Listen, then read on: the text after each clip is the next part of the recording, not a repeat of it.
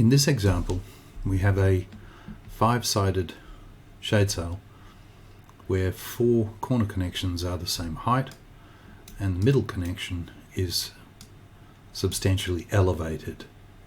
Now in these circumstances, the seam through the center here will not have a normal curved shape. With the new version of MPanel, with the new version of Shade Designer, with the new version 13 of Shade Designer, we have a new seam function which identifies the location of the maximum dip in the seam. So here you can see I'm splitting this into 4 panels.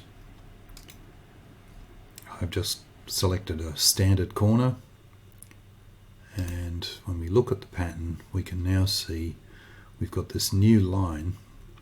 In the past we just had 2 lines, the length of the edge and the dip in the edge, which always assumes this is in the center. So a dip here of 158 units, in this case millimeters, and this length is just short of 3 meters.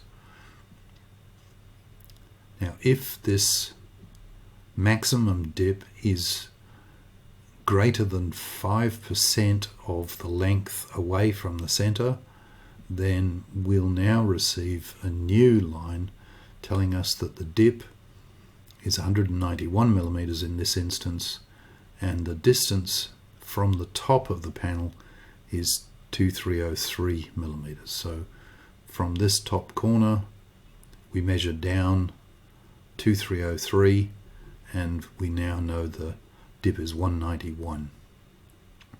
So we can see that this is not a standard curve as we would do in the edge of a shade sail, such as this edge. We've now got a curve which is shaped so that when we join these panels together, the fabric will actually form this 3-dimensional shape.